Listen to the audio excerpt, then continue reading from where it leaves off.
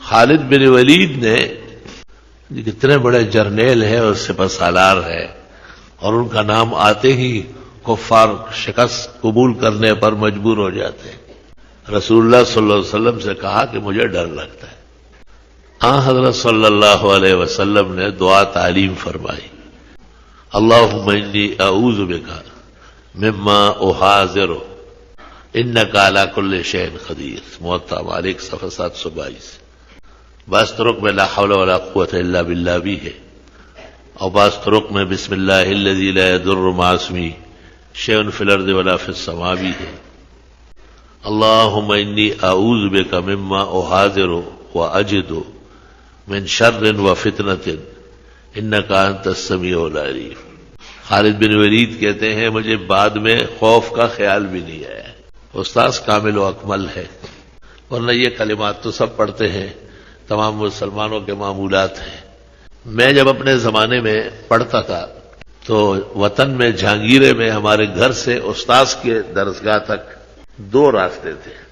ایک دریا کے کنارے کا راستہ تھا، وہ چند قدم، جیسے یہاں سے یہ موڑ ہے، یہاں اتنا سمجھ لے، اتنا بنتا ہو گیا تھوڑا زیادہ، اور یہ 5 سے 10 منٹ کا راستہ ہے۔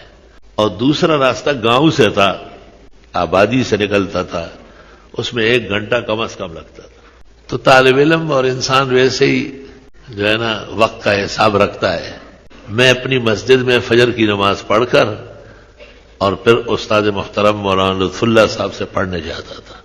درمیان میں کوئی اور نہیں ہوتا تھا اتنا سویرے، بس میں ہی ہوتا تھا، اور سخت اندھیرے کا راستہ تھا، کھائیاں تھی بڑی بڑی، اور دریا تھا بالکل خونخوار۔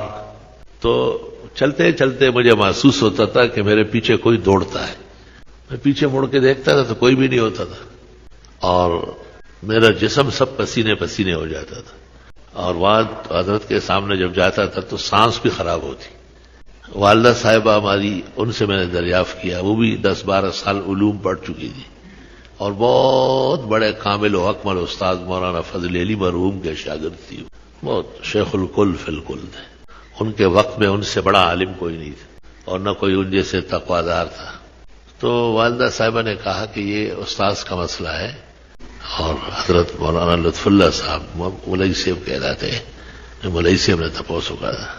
میں نے ایک دن مناسب موقع پا کر حضرت الشیخ استاذ گرامی قدر لطف اللہ مولانا صاحب سے عرض کیا۔ حضرت نے پہلے تو فرمایا کہ اتنا سویرے آپ دریا کے راستے سے آتے ہیں، یہ تو بہت ہی نامناسب بات ہے، اور شہر سے آؤ۔ میں نے کہا جی وہ تو 1 گھنٹے کا راستہ ہے، آپ اٹھ چکے ہوں گے۔ یہ دریائی راستہ ایسا تھا کہ ہماری مسجد میں، چونکہ وہ زمینداروں کا محلہ ہے، لوگ جلدی کھیتوں میں جاتے، امام صاحب ان کے مطابق نمازیں پڑھاؤ۔ امام صاحب چھوٹی چھوٹی صورتیں ان کی ہوتی تھی جو ہم مغربی شام میں پڑھتے ہیں، ساری زندگی وہی 40 سال پڑھی، بس ابھی نماز شروع ہوئی اور ابھی ختم ہوئی، دعا ہو گئی چلتی۔ لوگ سب کھیتوں میں بیل اور جانور لے کے جاتے، کھیتوں میں پہنچ کے کہیں جا کے سورج نکلتا تھا۔ وہ دیہاتوں کا ایک ماحول ہے، اور میں وہاں سے دعا کے فوراً بعد اپنی کتابیں اٹھا کے اپنے استاذ کی مسجد میں جاتا تھا۔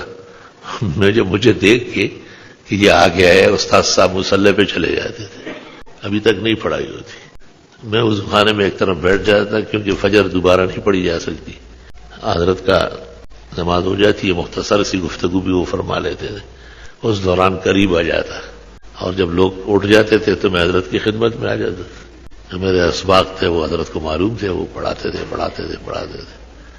تو میں نے کہا کہ یہ بڑے راستے سے نہیں آ سکتا ہوں، راستے ہمیشہ ہی پرخطر رہے، رنگ علیحدہ علیحدہ ہوتا ہے۔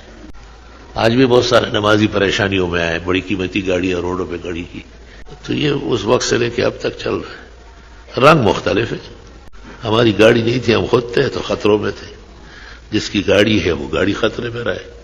خطرے سے نکلنا نہیں ہے، خطرے سے جب نکلے گا اس وقت جب جنت کا دروازہ کھول دیا جائے گا، قیل ادخل الجنہ، اور کہا جائے گا کہ بس یہ آپ کا اصل جگہ ہے، اور ساری زندگی آپ نے مختلف پریشانیاں سہی ہے۔ ہندوستان سے جو آئے وہ بیان کرے تو نہیں سنا جائے گا، ایسے غم صدمے پہنچے۔ افغانستان سے جو آئے ان کا سنیں بہت مشکل ہو جائے گا، لیکن مرحلوں سے نکلیں، اور یہاں بنے بنائے لوگوں کو اور اصلی نسلی لوگوں کو خود اپنے ہی جس طرح ستا رہے ہیں، اور ان پر عرصہ حیات تنگ کر رہے تو بھی عجائب میں سے ہے. اللہ جل جلالہ عم نوالہ عز شانہ عظم برہانہ لا الہ الا اللہ اپنی احدیت اور صمدیت کے خزائن سے خصوصی فضل احسان مہربانی شامل حال فرمائے تو یہ حالات ٹھیک ہو سکتے ہیں. وَإِذَا خدای پلوئی کرم بکی اور پاکل گرانا دا زمانہ جانان مینا. بہت بڑا فضل احسان اور اللہ کی رحمتوں کی توجہ کی ضرورت ہے. تو دیکھو اس وقت یہ سن 70 71 72 3 سال میں حضرت سے پڑھتا رہا. یہ اس وقت کی بات. سن 70 71 72 میں بہت سارے لوگ جو بیٹھے ہیں نوجوان پیدا بھی نہیں ہوئے ہوں گے. وہ خیر حضرت صاحب سے میں نے عرض کیا تو استاد محترم نے مجھے کچھ دیر تأمل کیا. حضرت صاحب کی آنکھیں بالکل سرخ ہو گئی اور پھر فرمایا کہ نکلنے سے پہلے 3 دفعہ پڑھو بسم اللہ الذی لا یضر مع اسمہ شیء فی الارض ولا فی السماء وهو السمیع العلیم.